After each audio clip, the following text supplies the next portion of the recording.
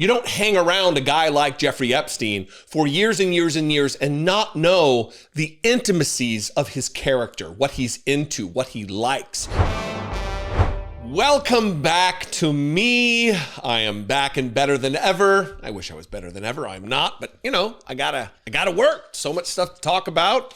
Before I get started on that note, do me a favor as a present for me being back after being sick for a few days. Smaller creators need a boost, and I think it's incumbent upon people with whatever size platform I do have to signal boost and shout out people who are doing good work, who have smaller platforms on YouTube here. Garrison Hayes, just the other day, posted a video where he shadowed Kamala Harris for a whole day and then had an interview with her at the end of it. And it is fantastic. There's a moment in the video, in the interview between Garrison and Vice President Harris, where she gets a little emotional. Like, it was uncharacteristic. It kind of came out of the blue, and it was surprising to me. It is an amazing video, and it really does raise a whole bunch of questions about who is going to be leading the Democratic Party into the 2028 presidential election, whether that be her, if she's your choice or not. She's not my choice, but it's awesome. So go check that out. Let's deal with what's at hand right now with the release of the Epstein files, the redacted release of the Epstein files. Donald Trump trying to cover for himself, using the Department of Justice as his own personal law firm, posting ridiculous tweets that make no sense, and they're scrambling to cover Donald Trump, who is listed, named. We're finding out he was on the plane, on the Epstein jet, way more times than anybody thought. There are letters from Jeffrey Epstein to other abusers of women who are in prison right now. Larry Nassar, the abuser of Olympic gymnasts, I believe. It's unverified whether it's a real letter, but it's in the Epstein files. All kinds of stuff. Let me read you this tweet from the Department of Justice. The Department of Justice has officially released nearly 30,000 more pages of documents related to Jeffrey Epstein. Some of these documents contain untrue and sensationalist claims made against President Trump that were submitted to the FBI right before the 2020 election. To be clear, they say, the claims are unfounded and false, and if they had a shred of credibility, they certainly would have been weaponized against President Trump already. Nevertheless, out of our commitment to the law and transparency. Come on, man. Who believes that? Out of our commitment to the law and transparency, the DOJ is releasing these documents with legally required protections for Epstein's victims. And also, apparently, prosecutors and government officials and other people who have been involved in the prosecution of Jeffrey Epstein and Ghislaine Maxwell. Odd that they're also redacted for some reason. But this is what's interesting to me. The claims are unfounded and false, and if they had a shred of credibility, they certainly would have been weaponized against Donald Trump already. Donald Trump is saying that these files are being weaponized against him. Donald Trump, for everyone's memory's sake, campaigned on releasing the Epstein files, and now acts like it's some kind of a Democrat plot against him. Here is an email this is from the Trump administration, emailing someone else in the Trump administration saying, hey, look, we've got to look at these files, and Donald Trump's name's all over the flight logs, way more than we previously thought, and it's a problem. Let me read this to you. To put on my reading glasses. Obviously, the to and the from line are redacted because they don't want anybody to know anything. Even the U.S. attorney who sent this email, the assistant U.S. attorney, the AUSA from the Southern District of New York, is redacted for whatever reason. This is public. This is a public servant. This is someone who works for we the people, and they're being protected for whatever reason. And they write, for your situational awareness, wanted to let you know that the flight records we received yesterday reflect that Donald Trump, by the way, this is the 8th of January, 2020. Donald Trump he was going to remain in office for more than a year. This was solidly in Donald Trump's administration. For your situational awareness, wanted to let you know that the flight records we received yesterday reflect that Donald Trump traveled on Epstein's private jet many more times than previously has been reported, and then parenthetically, or that we were aware, including during the period we would expect to charge in the Maxwell case. In particular, he is listed as a passenger on at least 8 flights between 1993 and 1996, including at least 4 flights on which Maxwell was also present. He is listed as having traveled with, among others at various times, Marla Maples, his daughter Tiffany, and his son Eric. On one flight in 1993, he and Epstein are the only 2 listed passengers. On another, the only 3 passengers are Epstein and the then 20-year-old redacted. On 2 other flights, 2 of the passengers, respectively, were women who would be possible witnesses in a Maxwell case. We've just finished reviewing the full records, parenthetically, more than 100 pages of very small script, and didn't want any of this to be a surprise down the road. Now, we don't know to whom this email was sent. We don't know from whom this email was sent. This is why the violation of law, Donald Trump signed legislation that would make all of these files public. And now they're stalling, they're redacting hundreds of full pages, just black pages. Sickening. The other thing that Donald Trump campaigned on, this isn't necessarily him campaigning on it, but certainly it has been said by Donald Trump's administration, by Pam Bondi, by everybody involved in this case that knows what's in these files, has said, this is it. It was just Jeffrey Epstein. It was just Ghislaine Maxwell. Donald Trump had nothing to do with it. There were no other people involved, no other co-conspirators. It was just these 2. Justice has been served. We got the bad guys, right? Well, now we're learning from the dump, from the very strange dump that came last night that was kind of, I think the way I understand it is that people got a hold of these files, and then because they were already public, the Trump administration said, okay, well, I guess our hand is forced here. We have to release these. The way I'm understanding how things are going. But in this email, and this is maybe the biggest thing other than the Larry Nassar letter, which I want to be very cautious about whether this thing is real. We'll see. But if it's real, it's Jeffrey, I know I'm jumping ahead, but if it's real, this is Jeffrey Epstein saying the president also likes young girls and likes to touch and be with young girls. It's disgusting.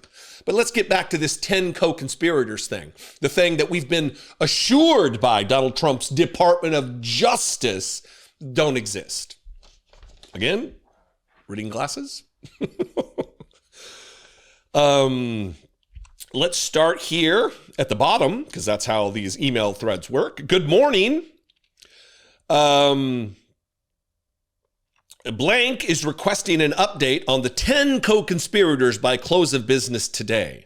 Can you tell us how many have successfully been located, interviewed, served with GJS? I believe the breakdown was 5 in New York, 1 in North Carolina, 1 in Boston, and 3 in Florida. Please let me know if you need anything from us. This is the locations of people who are the 10 co-conspirators of Jeffrey Epstein and Ghislaine Maxwell. The answer, of the 10 co-conspirators, 3 have been located in Florida and served grand jury subpoenas. That's what the CJS is. 1 in Boston, 1 in New York City, and 1 in Connecticut were located and served. 4 of the 10 are outstanding, with attempts having been made. 1 is a wealthy businessman in Ohio. A lead is being sent to CV. The remaining 3 are currently out of pocket, I guess unlocatable. The team, 8 SAs, TFOs, 2 AUSAs, assistant U.S. attorneys, is flying out tonight, tomorrow to various locations in Florida to interview approximately 25 victims. the 1-800-CALL-FBI line is up and running, we received approximately 45 calls, which are in the process of vetting out. Let me know if you need anything else. Sean. Oddly enough, Sean's email is redacted. Sean's name is redacted. Also, this is the last one here, Epstein's bail argument is due to the judge on Thursday. The actual bail hearing will be on Monday. Another set of emails sent when Donald Trump was president of the United States in his Justice Department. Here's another email with a bunch of redactions about the Epstein co-conspirator photographs. Epstein co-conspirator pics. And then this leads us, of course, to the Larry Nassar, Jeffrey Epstein message. Let me put these away. A handwritten note, purportedly, allegedly. We will end up finding out the veracity of this, whether it is real or not, but it is disgusting. If not for anything other than the fact, if it's real, that Donald Trump was best friends for 15 years. And listen, here's the other thing. You're seeing a lot of Bill Clinton pictures. F that guy. You don't pal around with this level of intimacy and closeness and friendship where you're having pictures taken with young women on your lap and shit. If you don't know exactly what's going on with Jeffrey Epstein, you don't need a conviction of Jeffrey Epstein to know his character. You have friends. I have friends. We have friends that we know, or maybe they're former friends that we know, yeah, that guy's a skeeve. You don't need to be best friends with someone to know that their character is askew. So Bill Clinton hanging around with this guy, for me, is an indictment in and of itself. We know Bill Clinton's track record of sexual impropriety with being a skeevy poon hound or whatever. We know it's been talked about and joked about, but it's a serious thing. He exposed himself to multiple women in his life. He was disbarred by the state of Arkansas for lying about his behavior toward Paula Jones. I believe that he raped Juanita Broaddrick. It's unfortunate that Juanita Broaddrick is now a right-wing conspiracy theory bomb thrower. But it's go listen to Slow Burn. It's a Slate podcast done by a liberal news outlet. They did a whole podcast series about the Whitewater thing and all of the Clinton stuff. I know I'm going to get dragged. People are like, no, he's a Democrat. He was a great president. Bill Clinton can burn to the ground as far as I'm concerned. I've thought that for years. Now, Donald Trump's in the same boat. You don't hang around a guy like Jeffrey Epstein for years and years and years and not know the intimacies of his character, what he's into, what he likes. You don't have conversations with a guy whose rape dungeon in the Virgin Islands is just replete with pictures, sexy photos, and weird photographs framed and hung on the walls everywhere. You know what the guy is. You know who he is. When Melinda Gates, Bill Gates' ex-wife, I know I'm on a tangent now, but this shit's important.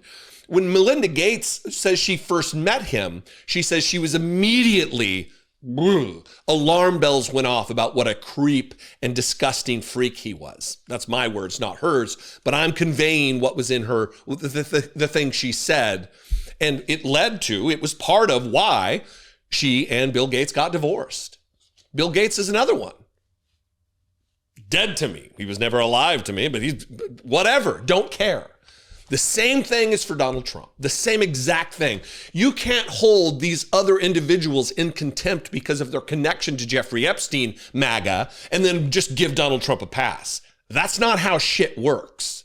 Now, on to this letter from Jeffrey ostensibly, allegedly from Jeffrey Epstein to sexual abuser Larry Nassar. Gross. This is from prison, apparently just a day or so, written a day or so, or just days before he died, took his own life, died, whatever. Dear LN, Larry Nassar, as you know by now, I have taken the short route home. Good luck. We share one thing, our love and caring for young ladies, and we hope they will reach their full potential. Our president also shares our love of young, nubile girls. When a young beauty walked by, he loved to, quote unquote, grab snatch, whereas we ended up snatching grub in the mess halls of the system.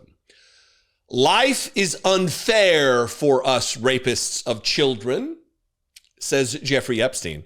Yours, J. Epstein. This is yet another of many, many, many of all the emails we've seen from Jeffrey Epstein that, oh, they're down here. I have an earpiece in, so it's pulling. All of these emails, of course he knew about the girls, Jeffrey Epstein, January 2019. I know how dirty Donald is, August 2018. I want you to realize that the dog that hasn't barked yet, Trump, and this victim spent hours with Donald Trump. That's April of 2011. It is beyond a doubt that Donald Trump is involved in this. Is criminally, is an abuse, a disseminator of abuse of young nubile girls, talked about by Jeffrey Epstein. And we're going to get to the bottom of this. I just hope that it's before the Republican Party doesn't, who knows? I really got to be careful to not get myself in trouble, whether it be defamation trouble or trouble with the federal government that will certainly come. It's coming anyway. So anyway, listen, I'd love to know what your thoughts on this are. Are you following this story as closely as some are? There are some videos out there that have broken down really at the granular level what the details are in here. And it is alarming. Anyway, what do you think? I would appreciate your feedback. You can comment below in the comment section. Wait for it. We used to build a ship a day during World War II. Now we don't do ships very much anymore. Right. We used to build a ship a day during, when was that, Donald Trump? As a former United States Marine, I find it, I don't really know what the word offensive means. But if anything is offensive, it is offensive to me that Donald Trump, a multi-time draft dodger, a physical coward who had the opportunity, whose number was called to serve, and he got out of it because he was a rich boy. It is offensive to me that Donald Trump would name a class of battleship after himself while president of the United States. And that is exactly what happened yesterday. They had this goofy fucking press conference where it's just a pile of people on stage who have never served, and the one that did is just a war criminal, so what are you going to do? But it's Donald Trump and John Felon, I think his name is, Phelan. He's the Secretary of the Navy, who never served. Just a rich douche who Donald Trump knows from Palm Beach. They get out and they announce this Trump class of battleship that they're going to make. The Trump class, USS Defiant, with Donald Trump's fight, fake assassination attempt. Well, it wasn't a fake assassination attempt, but no bullet hit his ear. So Trump, the coward, the draft dodger, the loather, so much fear of service for his country, now molesting the flag, so much fear he couldn't serve, refused to serve, made a choice not to serve because of the little feet. Oh, the bone spurs. Now he wants to name a naval vessel, a class of naval vessel after himself, while his non-serving Secretary of the Navy announces. His non-serving Secretary of State sits there, and his war criminal Secretary of Defense looks on like a goober child. Where to begin? Let's do this. Let's start with Paul. I keep wanting to call him Paul. It's John Felon. He announces the name of the class. It didn't happen first. First, it was Donald Trump rambling. We'll get to that. But this is all for show. All of this. And I have proof in everything they say, proves it with beyond a reasonable doubt, beyond a shadow of a doubt, that this is all optics. This has nothing to do with national defense. This has nothing to do with the security posture militarily for the country at all. It has nothing to do with that. This is about ego and appearance for Donald Trump. Here is John Felon announcing the Trump class. What I've learned is that not only is the president's idea a good one, it's something that Navy desperately needs and now has a formal requirement for. The future Trump-class battleship, the USS Defiant, will be the largest, deadliest, and most versatile and best-looking warship anywhere on the world's oceans. I want to thank the president for his vision to make this game-changing capability for the United States Navy. You hear it? Best-looking class. It's the best-looking ship, as though that matters one single iota. If you're talking about a military defensive posture or an offensive strike, does it matter how the equipment looks, what the ship looks like? That is the thing Donald Trump is most focused on. Not national security, aesthetics, how it looks. And he claims he is going to be involved in the design of the ship, of this class of battleship, because he's an aesthetic person. But also Pete Hegseth, who knows nothing about naval warfare, who knows nothing about the technology involved, nothing. He was an Army grunt. He knows nothing about this. Apparently, he's also going to be involved. Oh, and also Marco Rubio, who never served. He's going to be involved in the design of the ship, too. The U.S. Navy will lead the design of these ships along with me, because I'm a very aesthetic person, alongside our partners in American industry. And we're going to have Pete Hegseth and Marco and a lot of very talented people involved. But a lot of it's already been done. We've been doing this for months. So let's do this. This is all such nonsense. And I think that the stress and the pressure, why can't I say either one of those words? The stress and the pressure that is on Donald Trump right now is getting ready to crack his fucking head open like an egg. He is under pressure. I would not be surprised if one day we wake up, or in the middle of the night we wake up and it's like, hey, announcement, Donald Trump's dead from stress. The old man couldn't take it anymore. His ticker gave up the ghost. I wouldn't be surprised, because watching him ramble on and on and on, we're going to go through this together live. I'll start and stop the video as we go. We'll go full screen.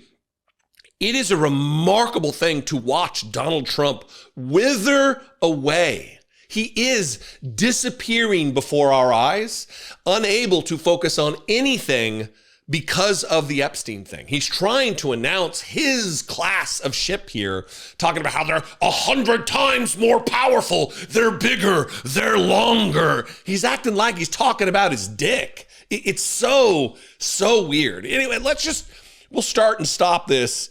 And I don't usually do it like this, but we'll see how this goes. As Commander-in-Chief, it is my great honor to announce that I have approved a plan for the Navy to begin the construction of two brand new, very large, the largest we've ever built, battleships.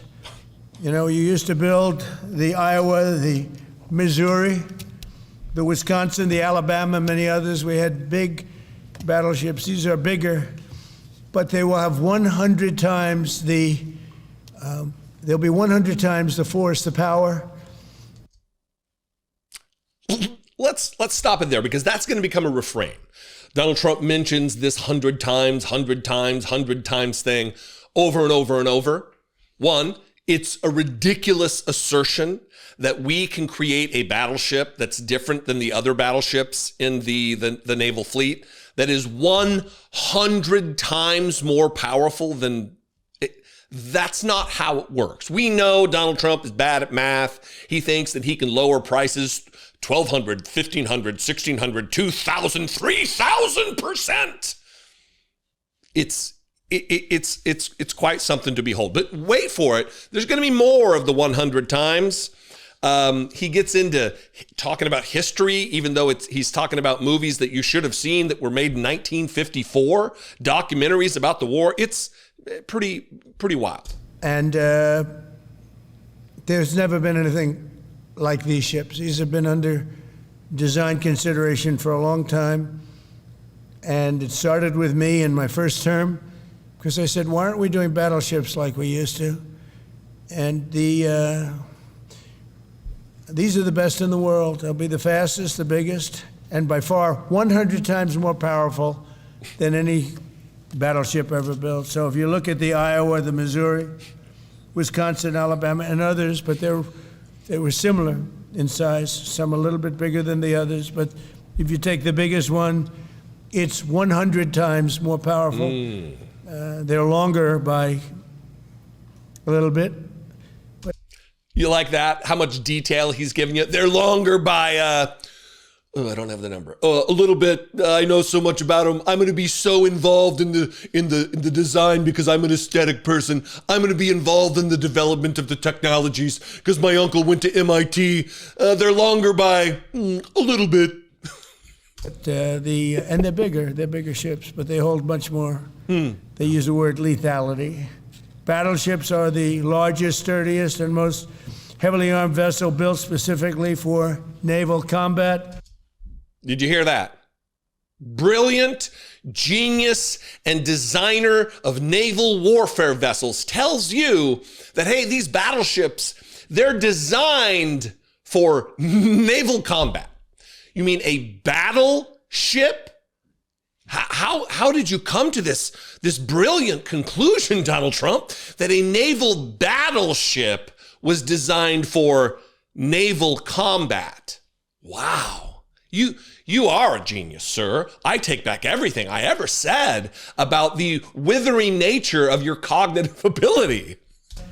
Well, America has built many new warships over the years. They've tended to be smaller and much smaller, and not conducive to where we are and where we're going, and peace through strength. But including, we've been building aircraft carriers. We're going to be upping that also. We're going to be going to a superior aircraft. We have the Ford class. We're going to be up. Let me stop there. Two things. His obsession with what is large and what is small is stupid. If you don't know, if you've never been in the military, if you don't understand weaponry or warfare or tactics or strategy, you don't need something to be large, to be big, to be powerful, to be effective. Donald Trump is just so stupid, he believes that. A drone, a tiny mechanism right now, has given the Ukrainians an edge in their war against a much larger, more well-equipped country in Russia because of the fact that is a stealthy technology. It is small but mighty. It is small yet powerful. You don't need a battleship to be bigger or longer or whatever to be more powerful. Donald Trump wouldn't understand this because he never served, which is why it's so interesting that he mentions the Ford class of naval vessel. The reason it's named after Gerald Ford is because Gerald Ford served, what would you guess? In the Navy? Yeah, he was a president who served in the United States military, in the Navy, and it's named after him. Now we're going to have a class of ship that's named after, and I really hope, I haven't really talked about this yet, but of all the things Donald Trump is naming after himself while in office, still this dictatorial itch that he has, I would hope that the next president, whoever they be, erases all of this, especially if it's a Democrat.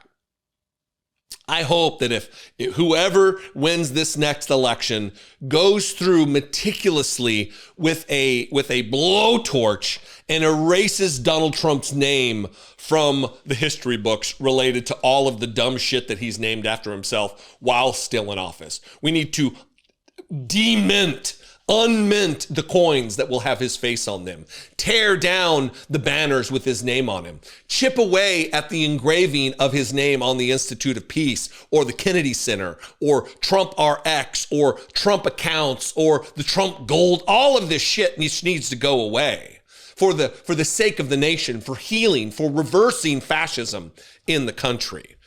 Let's continue on here. Bring that to a different class of aircraft carrier. And we haven't built a battleship since 1994. These cutting-edge vessels will be some of the most lethal surface warfare ships. It will be actually the most ever built other than our submarines. We have submarines which will have, in many ways, even more lethality, and we have many of them under construction. Each one of these will be the largest battleship in the history of our country, the largest battleship in the history of the world ever built. And again, it's 100 times more powerful than the previous Iowa class, it's called. Those are the big ones that you'd see on a show. Victory at Sea. I don't know if anyone's seen Victory at Sea, but it was a classic. It was a classic from 1954. Way to stay relevant. They'll help maintain American military supremacy, revive the American shipbuilding industry, and inspire fear in America's enemies all over the world. We want respect. We're going to have it. We already have it. We're more respected now than we ever were. A year and a half ago, they laughed at us. Now they respect us again at levels that they've never respected us. Oh, we're laughing at you now, f***o. Everybody's laughing at you right now. We want respect. We're going to have it. We have it now. We're more respected now. Then why are you talking about being respected, that you deserve it, you want respect, if you're already getting respect? You're just giving us a glimpse through the transparent window that is your weak ego, Donald Trump. Your broken, brittle self-esteem tells on itself every time you open up the flapping gums underneath your stupid nose. We envision that these two ships, we're talking about 10, but we're going to start with 2, and we're going to quickly morph into 10. And ultimately, we think it's going to be anywhere from 20 to 25 of these. But we're starting with the first 2 immediately, and we're going to then be very quickly involved with, I think, we're going to do another 8. And then we're going to ultimately and pretty quickly have a total of about 20 to 25. We'll make that determination. We envision that these ships will be the first of a whole new class of battleships to be produced in the years to come. From Theodore Roosevelt, the Great White Fleet, you remember that, the Great White Fleet, to the... Why is he putting so much stank on white? The Great White Fleet. I just one of a number of different examples of Donald Trump being a racist. This is coded language. Otherwise, he wouldn't put so much emphasis on it. The legendary USS Missouri, whose massive guns helped win World War II. America's battleships have always been unmistakable symbols of national power. We stopped making them for whatever reason, I don't know. And I want to congratulate John Thalen, who is your secretary of the Navy. He came to me the first day we met. He talked about battleships, and I said, "You're absolutely on the right track." He said, "Why are we doing other things? We have missiles, which are much more expensive." By the way, these battleships have tremendous numbers of missiles, but they also have guns. And in many ways, guns can do the trick just as well as missiles at a tiny fraction of the cost. Once completed, these new 30 to 40,000 ton plus vessels will be the flagships of the American naval fleet. Hang on, there's something good coming. There has never been anything built like them. Never before seen. And I just want to... The likes of which? I want to be very clear that we're building them here. We're working with others.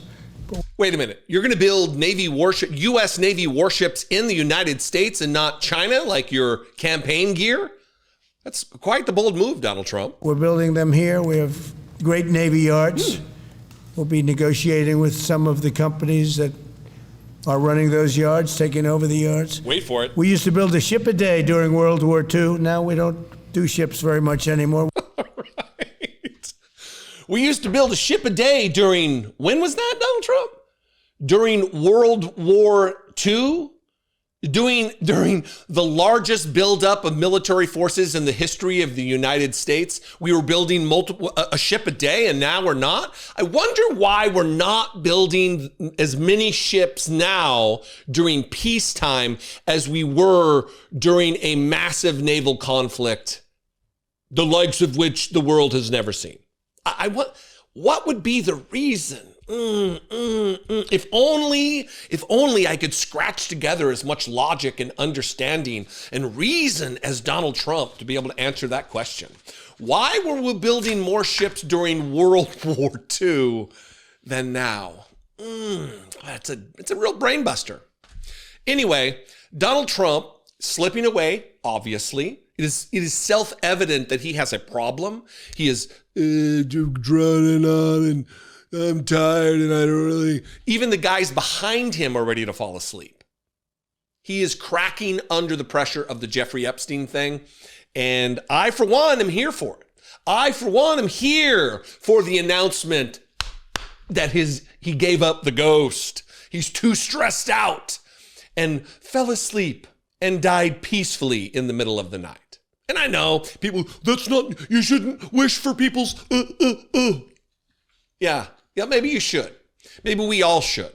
Maybe we should all start the celebration or the planning of the celebration and what we will do when the moment happens. I know this has been a long one. I invite you to this conversation. You can tell me how wrong I am in the comments below, or you can tell me how right I am. I like being told how right I am, but I couldn't think of anything. That's it. Anyway, comment below, or you can call the voicemail line 714-576-4054. Of course, as always, you can email me daily@dollemore.com. Now, he was at Epstein's Island a lot. I wasn't. I never went there, by the way. But fortunately, it's nice.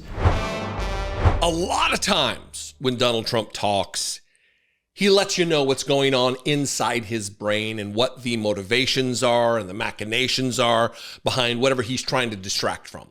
It happens a lot. And yesterday it happened during his battleship announcement, his Trump class, USS Defiant, during all of that.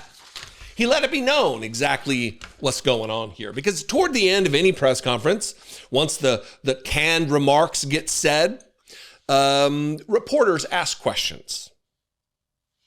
And someone asked about the Epstein files, and he all but says literally, I mean, it's all that he has within him to not just say, wait, why are you still asking me Epstein questions? I thought this would provide me enough cover. I thought this would be a distraction enough that you wouldn't have any more questions about Epstein. It's a pretty remarkable thing. And remember, Donald Trump campaigned on releasing the Epstein files. And now he's just perplexed. He just doesn't understand why everybody's asking about the Epstein files, the Democratic hoax, the scam perpetrated by Democrats, the thing he campaigned on, the thing his supporters were frothing at the mouth about, the thing he printed binders for right-wing conspiracy theorist influencers to parade around with. Epstein files, phase 1. Now he's like, why are you guys still asking me questions? I'm trying to distract you with my Trump-class battleships. Watch this. What this whole thing is with Epstein is a way of trying to deflect from the tremendous success that the Republican Party has. Like, for instance, today we're building the biggest ships in the world, most powerful ships in the world, and they're asking me questions about Jeffrey Epstein. I thought that was finished. I believe they gave over 100,000 pages of documents, and there is tremendous backlash. It's an interesting question because a lot of people are very angry that pictures are being released of other people that really had nothing to do with Epstein, but they're in a picture with him because he was at a party, and you ruin a reputation of somebody. So a lot of people are very angry that this continues. A lot of Republicans are angry because of the fact that it's just used to deflect against a tremendous success. Look, we have $18 trillion coming into our country. I believe we're going to have the most successful economy in history. We inherited a mess. Now prices are coming way down. Gasoline is less than $2 in some states, $1.99, $1.97, $1.95 a gallon. $1.95. Think of that. A gallon. Nobody ever thought they'd see that. They don't want to talk about that. They want to talk about Epstein. And the problem is a lot of Democrats are being caught up in the web, like Larry Summers. Larry Summers was the head of Harvard. He's now been forced to resign from every board he's on, and he was thrown off the Harvard board. Now he was at Epstein's Island a lot. I wasn't. I never went there, by the way. But fortunately, it's nice. But I never went there. But a lot of people did go there. You thought that was finished? You thought that your supporters' insatiable appetite to get to the bottom of the Epstein files and the entire matter was done, was finished? You thought that after you've redacted names of government officials, names of co-conspirators of a child rapist and his cohort, you thought we would be okay. Oh, I guess they've redacted it. No, nothing to see here. Let's move on. That in and of itself is a disqualifier.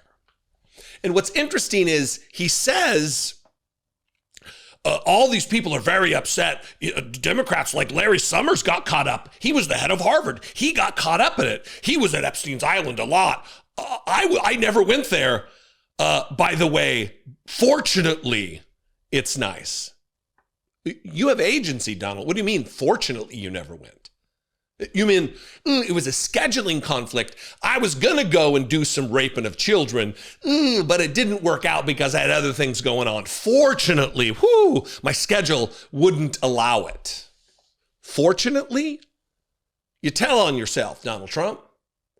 It continued, but it didn't get any better.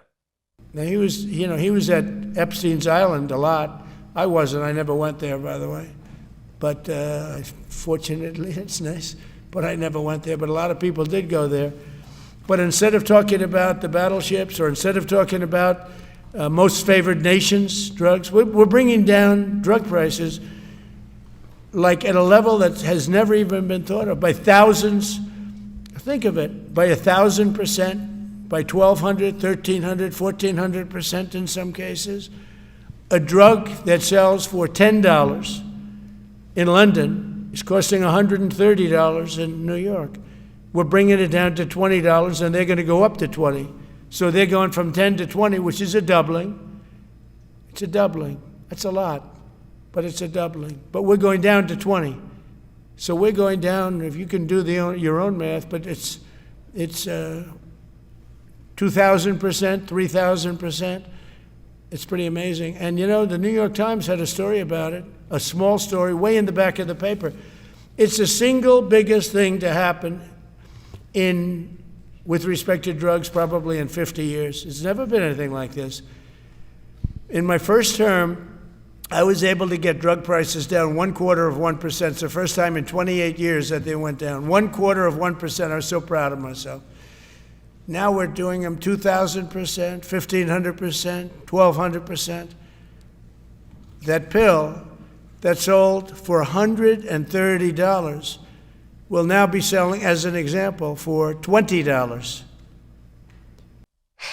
And again, look, I don't know. Well, first of all, he's talking about, do I hear 500, 600, 1,200, 1,300, 2,000, 3,000% down, 3,000% saved in drugs? Donald Trump's playing goofy auctioneer here when he gives you a concrete example of a drug that was $130 that's now $20, and he thinks that's what, 1,200%, 1,300%, 3,000%? What's the number? I did the math. That's 84.62%. Going from $130 to $20 is 84.5%, not 3,000%. You could do whatever kind of math you want. Donald Trump is so desperate to distract from the fact that he was involved with a notorious, convicted rapist of children that he is willing to do anything. He's willing to start wars. He's willing to annex other other countries' territories. He's willing to do to Greenland what Russia did to Crimea. He wants to be that guy. And it will accelerate his pace of getting it done because of the fact that he's in trouble. The more desperate he gets, he will be like a cornered dog, like a cornered wild animal. He will lash out. He will be erratic. He will be dangerous to the rest of us until, he dies in his sleep, which is very likely going to happen. Anyway, what do you think? What have I missed? Where am I wrong? But more importantly, where am I right? So I'm feeling a little better, right? Anyway, you can comment below the video, whether it be on Facebook or YouTube. I'd love to hear from you. Omar Fateh was Ilhan Omar's candidate for mayor of Mogadishu. Minneapolis. If you've watched my content for any amount of time at all, you could probably finish this sentence or say it along with me. The Republican Party is the largest, most effective white supremacy organization on planet Earth. I've said it hundreds of times, very likely, certainly dozens and dozens of times. And it's true. And the more desperate the Republican Party gets and comfortable with the power that they now have in the federal government, the more open they are about it. This morning, James Comer, congressman for the 1st District of Kentucky, went on with Newsmax and was talking about the new target of the Republican Party, Somali Americans, American citizens who are of Somali descent, and also migrants who are not yet citizens, but are legal residents of the country. It's now the new whipping boy. It's now the new scapegoat for the Republican Party. All of your problems, Republicans say, are because of Somali immigrants. All of your problems, the reason that rent is high is because of black and brown migrants to the country. And you must know this. It's white supremacy. It's a white power talking point that is now mainstreamed. Just because you put a suit on doesn't make you less virulently racist than some toothless hillbilly in the KKK. They're part and parcel. They are the same thing. One in the same. You just slap a coat of paint on one doesn't make it less bad. Here's James Comer, and then we're going to get into some detail about his particular district and the welfare rates there. Because they don't want to offend that population. And the early numbers that I'm getting in on the Somalis in Minnesota is 75% of the Somalis in Minnesota are on full government assistance. That's full welfare. The whole reason that the Democrats left the border open during the Biden administration was to allow people to come in and what they said would provide jobs, because there's a shortage of workers. And I agree there's a shortage of workers, but you got a massive population in that one state, and the overwhelming majority of that population's on Medicaid, and then and other types of government programs. Even when Democrats say there are no illegals on Medicaid, I think that's going to be proven to be false. Look in Minnesota. Right. Yeah. Chairman. Okay, first of all, those figures, just based on his wiggle room language, his weasel language, his uncertain language, those figures are lies. And what's interesting about this is it's another thing. It's just like Ronald Reagan. He had a campaign event, I think in Hollywood, Mississippi, where he talked about welfare queens and really just put a nail in the coffin, just solidified the Southern strategy in the 80s. But they would have you believe that if good old boys, white people in Kentucky, if they get welfare, that's okay. Them's Americans. But for black people, oh no, you don't get any public assistance. That's welfare queen. That's fraud. That's abuse. That's unnecessary. That's unneeded. That's a scam. This is racism. This is white supremacy on full display. Here, is James Comer's district. Let's put it up. One, this district of James Comer, look at the shape of that. That is gerrymandered to fuck. I don't know if they're trying to make this district look like RFK's brainworm or some sentient blob of white supremacy that's just desperate to avoid black population centers. But that's what it is. They've crafted James Comer's first district to look like that. So it's, what's the percentage? 84% white. James Comer's first congressional district is 84% white, 7.1% black, 4% mixed race, 2 or more races, and not even 4% Hispanic. It's a wildly white congressional district in the South, by the way. So let's talk about, he wants to say that there's all these Somalis. This is full welfare, he calls it, full welfare. Well, this is from Kentucky Policy. How many Kentuckians does Medicaid cover in each of Kentucky's congressional districts? In the first congressional district, Congressman James Comer's district, 235,530 are covered by Medicaid, or 32.4%. Now, if you look at the map of his district, again, this goofy, gerrymandered nonsense, here are the number of participants and the share of the population. His particular district, by the way, is way over the average of people living in poverty. But he's not whining about that here because his district is nearly 90% white. 235,530% under 19 who are covered by Medicaid. 38.4% of people under the age of 19. Percent 19 to 64, 51% of those age 19 to 64 covered by. And percent ages 65 and older, 10.2%. Not a problem because they're white, though, in the mind of James Comer. But if you're black and on welfare, you're lazy and you need to get a job and you're leeching off the system. This is by design for the Republican Party. It's so much by design that the Vice President of the United States is also doing this new attack, the new thing. It's not Haitians in Ohio, remember? They're eating the pets. They're eating the dogs and the cats of the people that live there, said Donald Trump and got elected for it. J.D. Vance is also now attacking Somalis in Minnesota, saying that the mayor of Mogadishu, Minnesota, a little Freudian slip. Remember this from this weekend at America Fest? The racist Charlie Kirk's racist outfit having a racist convention, America Fest. Remember this. Now, the Democrats are already talking about 2028, and it looks like they're going to nominate a California liberal who's presided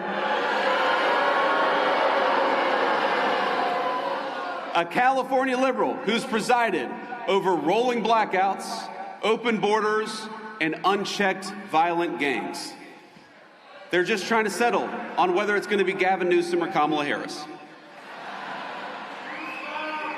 And in the meantime, what are the Democrats offering you in the meantime? I got to say, ladies and gentlemen, they are not sending their best.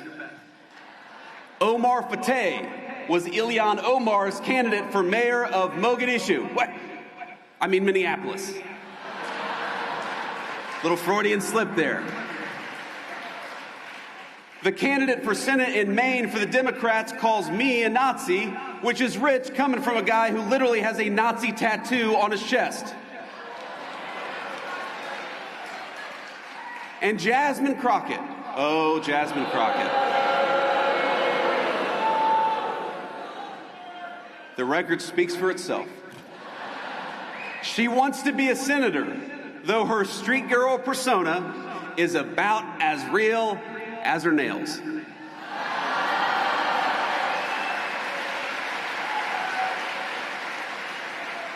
And that's not the only one. He also said the ridiculous line, Brittany Page guest hosted for me when she talked about it, but this stupid line about, in America now, you don't have to apologize for being white. So we have relegated DEI to the dustbin of history, which is exactly where it belongs.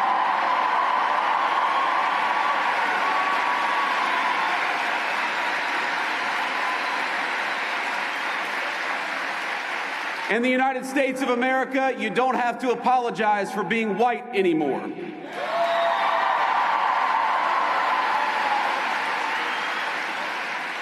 Name me one fucking person who has apologized for being white. One. Tick, tick, tick, tick, tick. I'll wait. Crickets, crickets, crickets. I'll fucking wait. Name me one person. I am what the right would refer to as a social justice warrior. I'm an SJW, and they use it as a pejorative. For the record, if you use SJW as a pejorative, or you think social justice is a bad thing, you should click off now and be gone. It is not. We should all be working toward a more just country relative to racial justice, relative to social justice. But even me, SJW extraordinaire, a guy who promotes the idea and tries to advance the policy of reparations for the descendants of slaves in this country. Even me, I don't apologize for being white. I don't feel guilty about slavery because I didn't have anything to do with it. Do I feel bad? Do I feel horrible that I live in a country that put a mass of people through rape and murder and torture and suppression of rights and oppression under color of law? Yeah, I feel bad about it.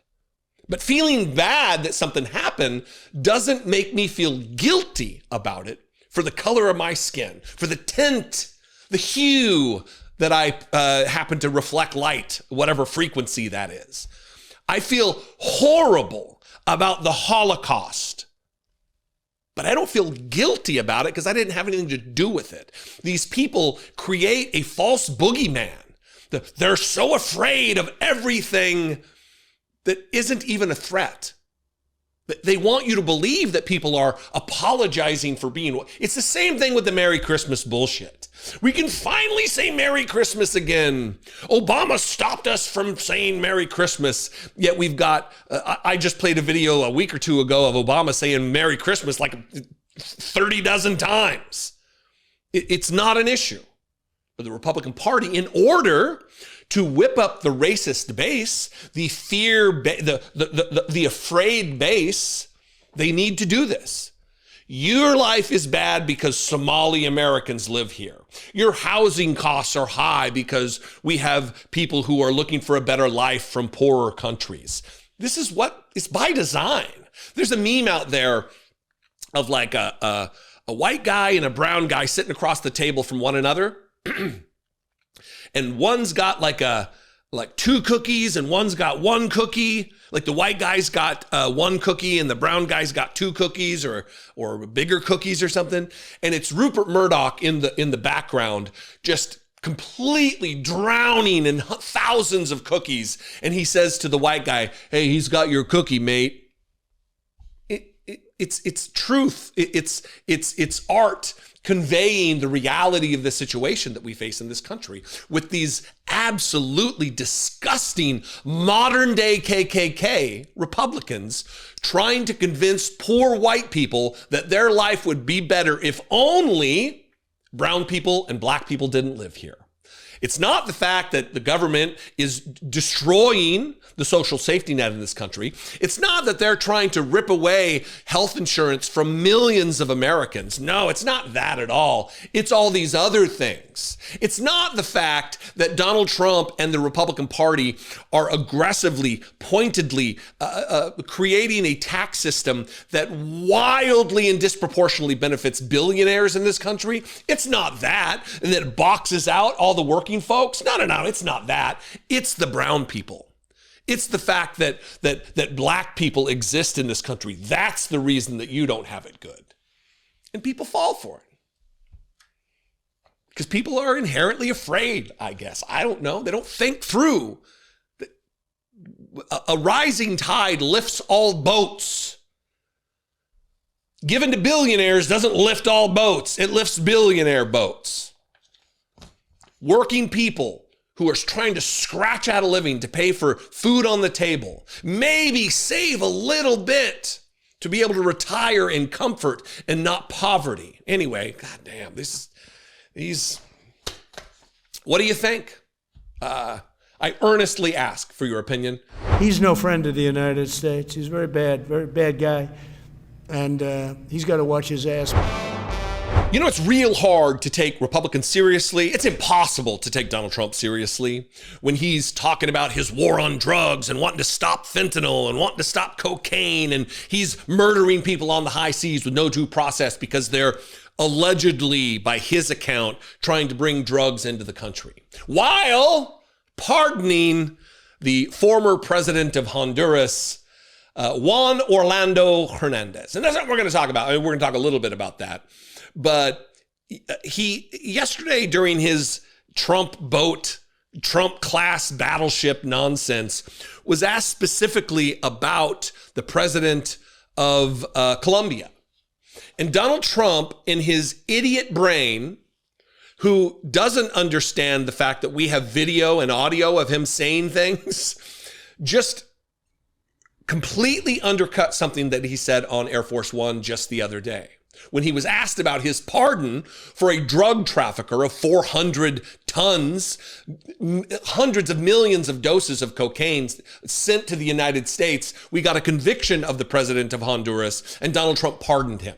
But he's threatening the nation's leader, Colombia's leader. You better watch your ass, he threatens, as he's announcing his new class of battleship, threatening him for the same justification that he said you couldn't prosecute the other guy. Make it make sense. Watch this, and then we'll get to the time machine from just a week or so ago on Air Force One. So in response to the United States taking sanctioned oil from Venezuela, Colombian President Gustavo Petro criticized the United States by saying, well, the Southwest is stolen land and that it should be returned to Latin America. I just wanted to know what your response to that is. Well, he has to watch because, he's got drug factories. They make cocaine in Colombia.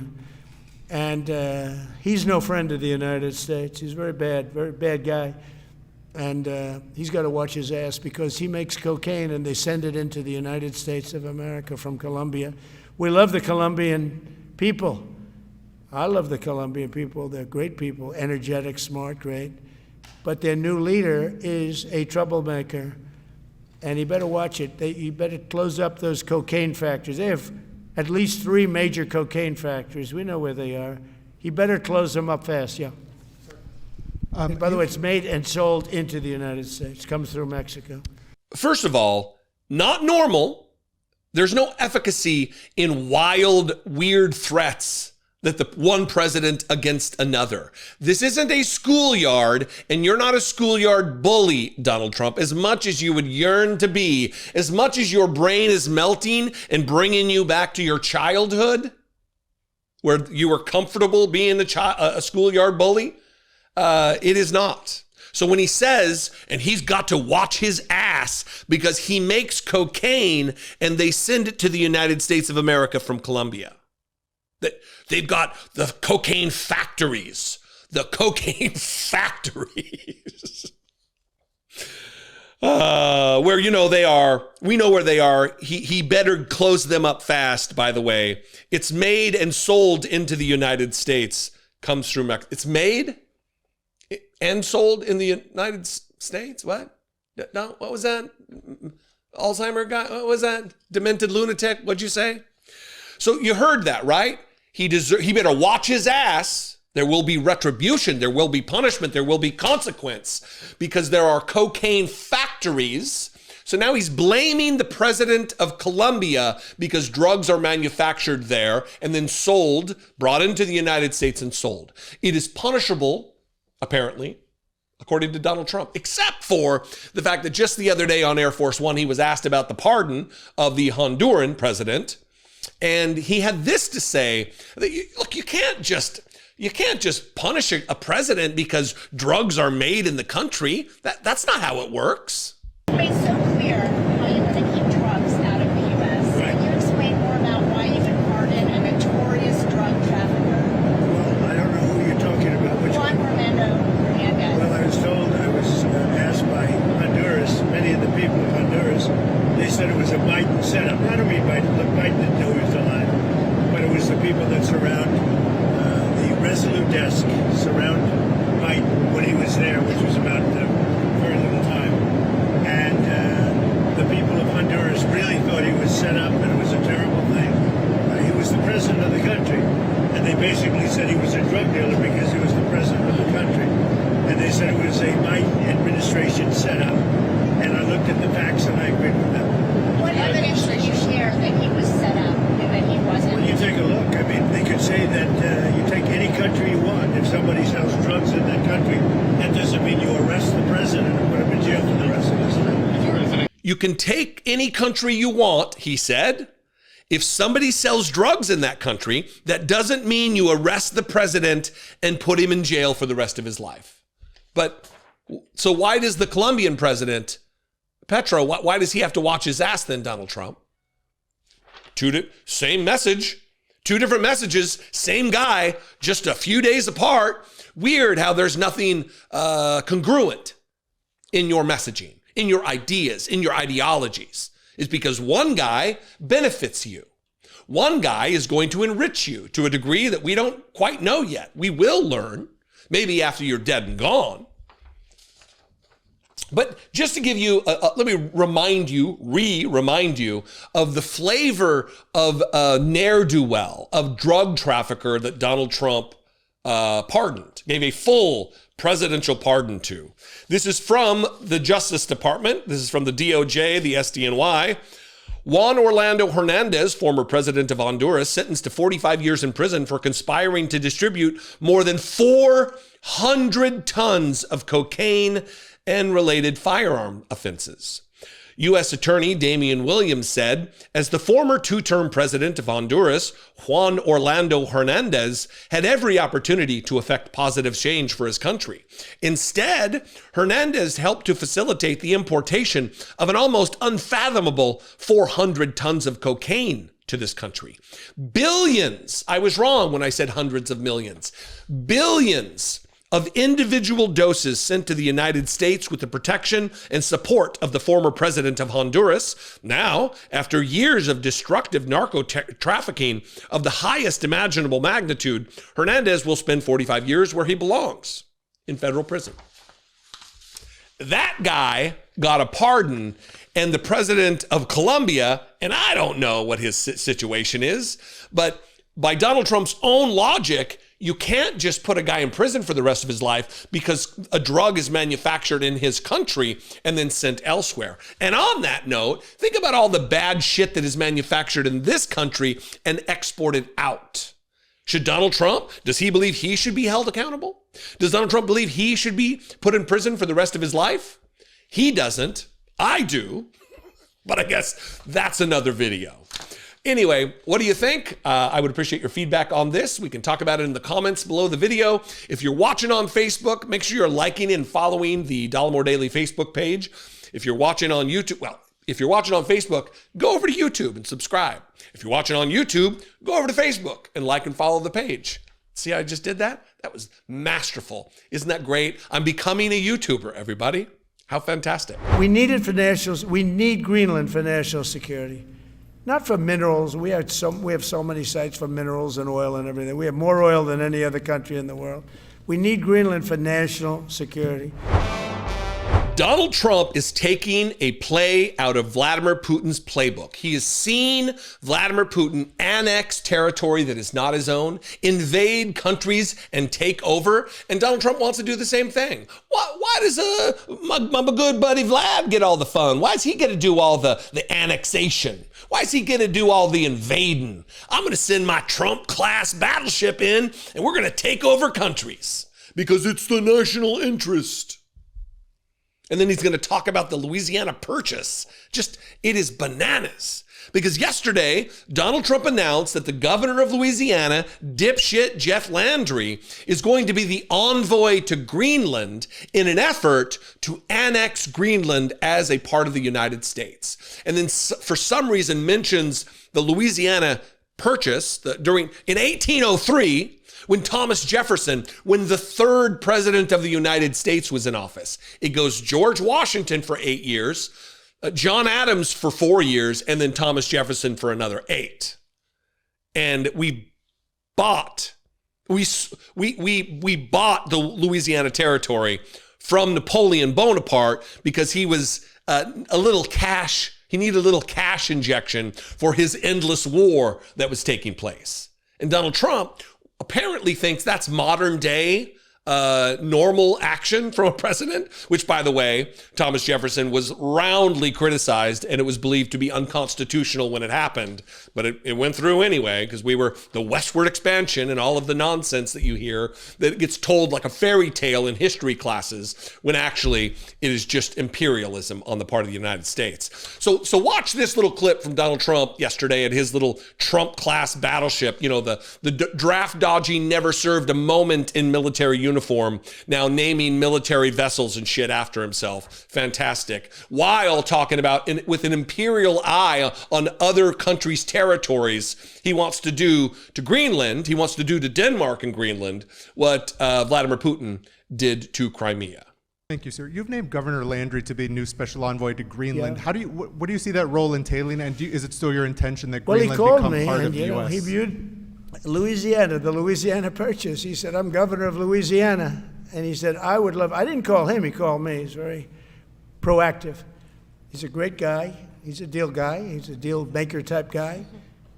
And we need it for national protection. We need Greenland for national protection. They have a very small population. And I don't know, they say Denmark, but Denmark has spent no money. They have no military protection. They say that Denmark was there 300 years ago or something with a boat. Well, we were there with boats too, I'm sure. So we'll have to work it all out. But he felt very strongly we need it for we need Greenland for national security, not for minerals. We have so many sites for minerals and oil and everything. We have more oil than any other country in the world. We need Greenland for national security. And if you take a look at Greenland, you look up and down the coast, you have Russian and Chinese ships all over the place. We need it for national security. We have to have it. And he wanted to lead the charge. So we're making him, Marco, today, a special envoy to Greenland. Greenland's a big deal. Yeah. So one, you know that it's a lie that Donald Trump didn't call him because he specifically out of the blue mentioned it. I didn't call him, he called me. He's very proactive. He's a deal guy. We know that means that you did call him. And then Louisiana, because he's from Louisiana, you think that there's was it by design? Serious question. Is it by design in Donald Trump's addled, lunatic, dementia brain that who are we going to get to be the envoy? Oh, we want to expand the territory of the United States, just like what I learned in elementary school about the Louisiana Purchase. So let's call the governor of Louisiana. He's a Republican. It's the most logical explanation as far as I'm concerned. He didn't call me. I didn't call him. He called me. But for him to act like Denmark doesn't pay anything, or there's Greenland is under threat, he's really more concerned about Greenland. He's not concerned about minerals. We've got all the minerals, even though constantly talking about rare earth, we got to get rare earth. He acts like there's some threat to Greenland. There's no threat to Greenland. They're covered. The people of Denmark and Greenland are appalled by this. They don't want anything to do with this. They don't want to be a part of the United States. They've got it good where they have it. They've got it good the way they have it. They've health care. They've got benefits. It's peaceful. It's not ruled by a megalomaniac. Here's a headline from The Guardian. You cannot annex other countries, Danish and Greenlandic leaders tell Trump. Mette Frederiksen and Jens Frederik Nielsen demand respect for borders after U.S. appoints Greenland envoy. The prime ministers of Denmark and Greenland have demanded respect for their borders after Donald Trump appointed a special envoy to the largely self-governing Danish territory, which he has said repeatedly should be under U.S. control. Quote, "We have said it very clearly before, now we say it again. National borders and the sovereignty of states are rooted in international law. You cannot annex other countries," Mette Frederiksen and Jens Friedrich Nielsen said in a joint statement. The two leaders added that fundamental principles were at stake. Greenland belongs to the Greenlanders, and the U.S. should not take over Greenland, they said. "We expect respect for our common territorial integrity." Now, later in the article, they talk about what the wishes of Greenlanders are. They don't even want to be a part of Denmark. They want to be their own autonomous country. Right now, it doesn't seem to be economically in the cards, but they want a path to self-governance. And that is also expressed in this article, which very much so gets in the way of Donald Trump's imperialist, Putin-like machinations. The vast majority of Greenland's 57,000 inhabitants want to become independent from Denmark, but have no wish, I repeat, no wish for a third time for the edification of Donald Trump and the MAGA morons who watch this show. They have no wish to become part of the United States, according to a poll in January. The territory has had the right to declare independence since 2009. Frederiksen said in a social media post that Denmark's ally of a lifetime was putting it in a difficult situation, but said the Nordic country would not deviate from our democratic values. Unfortunately for us here in the United States, we have deviated from our stated, not always lived up to, but stated democratic values. Nielsen said in a separate post that the appointment may sound big, but does not change anything for us at home. We have our own democracy, our own decisions, and a strong community that stands firm. Greenland belongs to the Greenlanders. Aja Chemnitz, I probably butchered that, but they are a Greenlandic member of the Danish parliament, said the appointment of a U.S. envoy was not in itself a problem. The problem is that he's been given the task of taking over Greenland or making Greenland part of the United States, she said. There's no desire for that in Greenland. There is a desire to respect the future that a majority of Greenland wants, namely to remain their own country and develop their independence over time. But Donald Trump has, one, this could very well just be a distraction from the Epstein files that are currently on fire in Donald Trump's brain. But the problem lies for Greenland and for Denmark and for the United States that we have a weak and feckless Republican Party that will do anything that Donald Trump desires.